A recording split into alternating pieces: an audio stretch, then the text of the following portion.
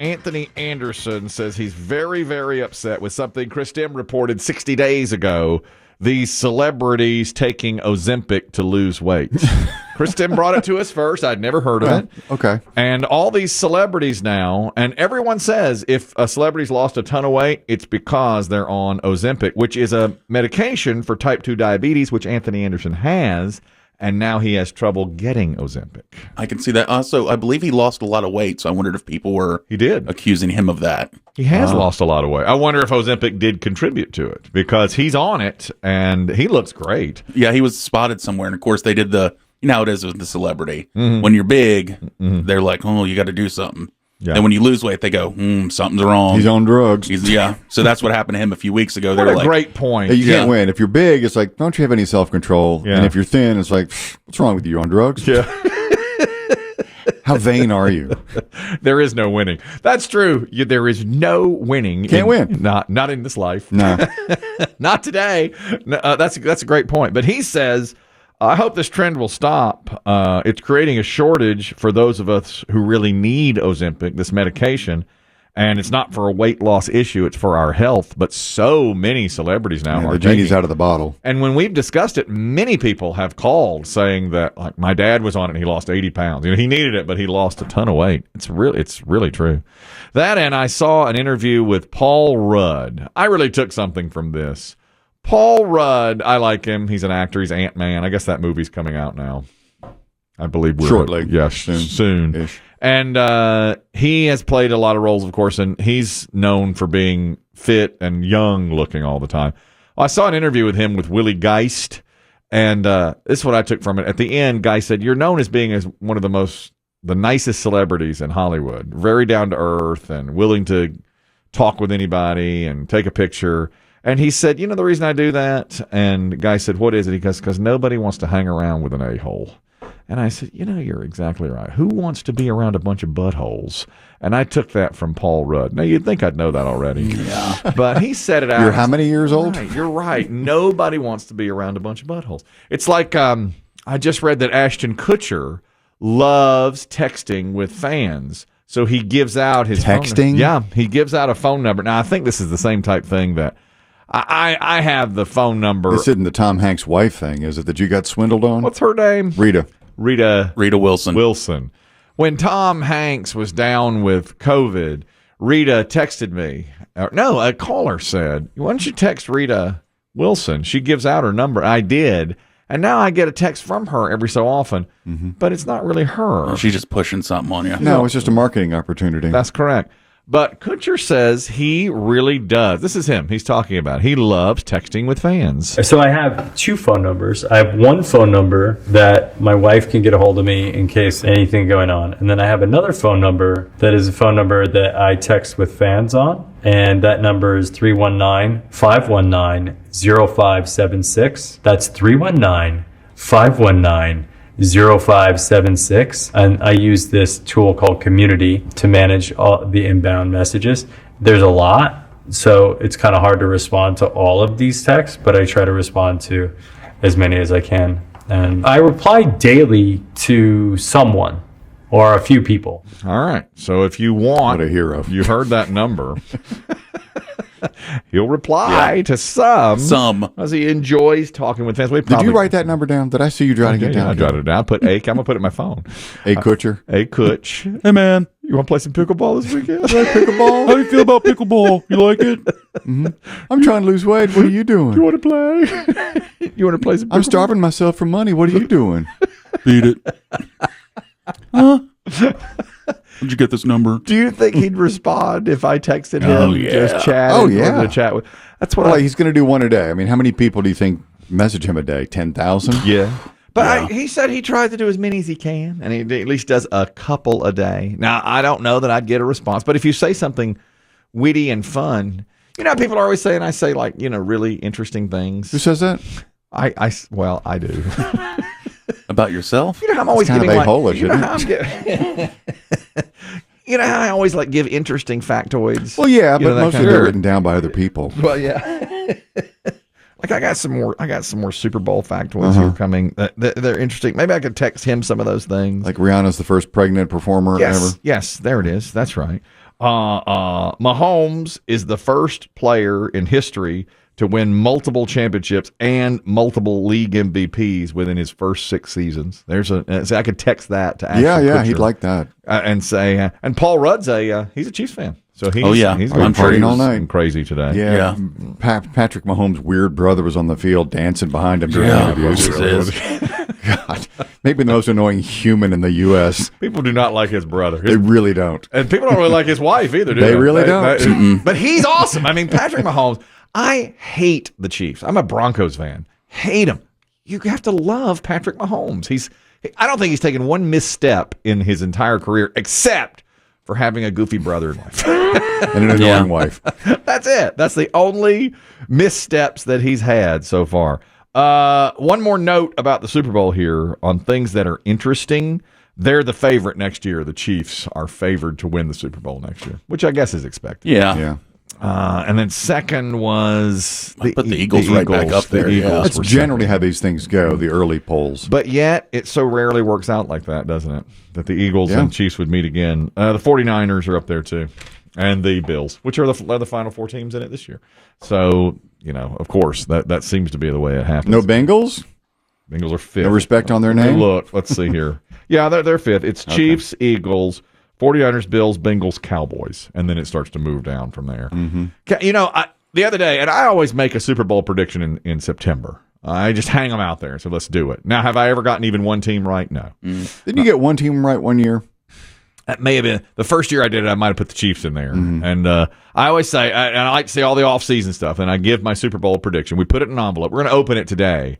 It's going to be as anticlimactic as the end of last night's game. That holding call?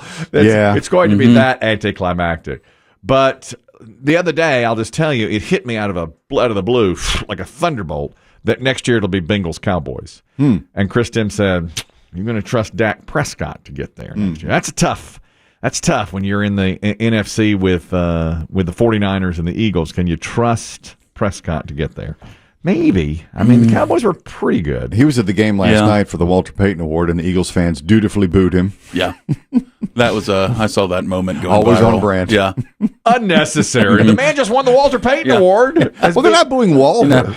They're booing Dak. That's what my girlfriend was highly upset by that. She's like, that's a humanitarian award. I'm like, humanitarian. The Eagles don't care. They don't Eagles care. fans don't throw care. it at him. They booed him roundly. The Eagles fans were screaming in the streets last night of Philadelphia, F the Chiefs, climbing poles, turning cars over, as you would expect, of course. Yeah, I mean, I guess it's different when you flip a car over in rage. Yeah. Rather than joy. Not as cute. Set a convenience store on fire in rage. It just seems more like a riot. Yeah, at that point it does. These are things, you were talking about Anthony Anderson a minute ago, and people taking Ozempic, the celebrities, to lose weight. Also, celebrities now, there's a new thing they're doing. There are a lot of them taking ice baths. They're getting into ice tubs to try and reduce inflammation and feel better. I've seen this for the past maybe year or two, this just growing trend of that's right, freezing your muscles to death, basically. Well, I mean, ice in the water. Oh, now, now, athletes do that, right? Well, athletes have done it for generations. They get in a cold tub. And they also have these, I know a woman, and she's fairly athletic, and she does that cryotherapy. Heard about that's that? Where the temperature is, 30 below? Yes. 60 how below. long can you stay in one of those tubs? Like 4 minutes, I think. Yeah. And I've wanted to try that, to reduce inflammation. Sure. As an athlete, to get into a tub and do something like that. Now, some studies are coming out that say it does help with those kinds of things, but it also makes your blood pressure go up and puts stress on the heart for small amounts of time because you're in ice water, or you're in cryogenic freezer. Well, it's a shock to the system when you get in. That's what they're saying. Yeah. Then you accumulate. Then you acclimate to it. That's what they say. The doctor said, we're not positive it does more good than harm, but it doesn't seem to be hurting anybody right now.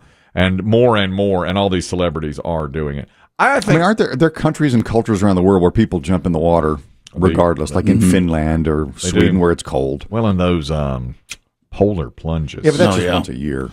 Yeah, that's right. I'm never going to do one of those. Those things, I hate cold water. You wouldn't do a pickle polar? I would not do a pickle polar. I can't. I couldn't do it.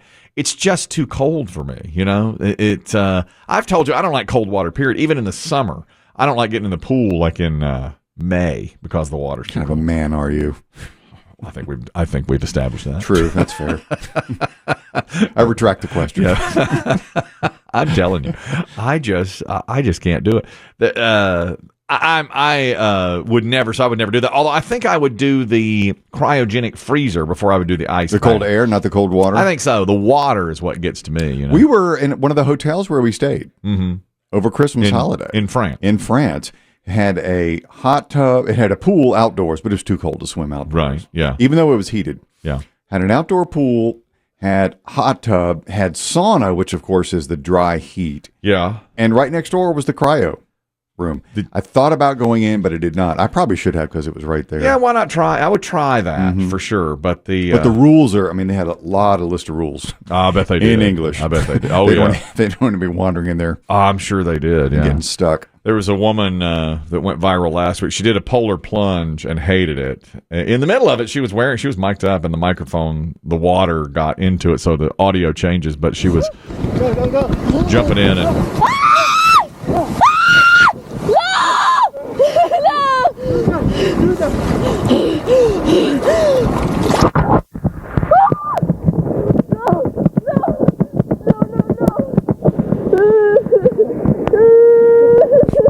It's exactly what I would sound like if I did a polar plunge. I would without a doubt. A weeping tween. You talk about that's what they would call me, the weeping tween by the end of it. Do you have to go? I think you have to go underwater. I was going to ask that question. I think to fully polar plunge, you can't just go in up to your waist or your genitals. And I would only go up into my genitals, and even then I'd sound like a weeping tween. Even then you'd feel it. And how long must you stay in? You're quick, right? I think it's a dip in and out. I think so too. One time when I was working television, I did some local TV many years ago, and there was the story was the weather was way too warm in the winter. And so I did a piece with my photojournalist. I said, let's get in the pool. Let's do a bunch of summer stuff, even though it's January. And it was because it was a warmish day. It was warmish, but it was like 50. You know, it was one of those where it was usually warm for about a week in the winter. And so I said, let's go out. I'll go to the park and I'll play volleyball. And then I got in the pool at my apartment complex. And it was so unbelievably cold. And it was 50, you know, but of course, the water was freezing. And so I can only imagine doing that polar plunge. I wouldn't do that. By the way, one more entertainment note. And I think they tried to slip it by us. Today is World Radio Day. All right. Now, I don't after the day after the Super Bowl. Right. They've wedged it in between the Super Bowl and Valentine. You're right. Okay. How dare they indeed. We were here first. Okay, the Super Bowl used to be in January. We were. Yeah, they moved. We didn't. We didn't know they were going to encroach on us. The Super Bowl used to be like January 15th. They're a month late now, and they've encroached on World Radio Day. Every year on World Radio Day, we play our montage, which shows the greatness of our industry, and today is no exception. Play my favorite radio station. Good quality radio like this. Happy National Radio Day. Radio.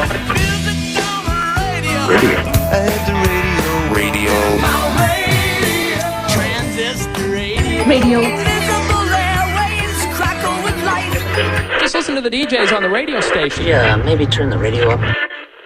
Do not think you will steal our thunder. Valentine's Day and Super Bowl. We're here. Today is our day. It's also Galentine's Day. So women friends can get together and have dinner. Yeah, I saw some Galentine's posts over the weekend on social media. And you know what I said to my wife yesterday? I said, "Yo, you Look at these broads." Sad. Aren't you glad you have me? You don't have to worry about You that. have to play that stupid game. Right. That's right.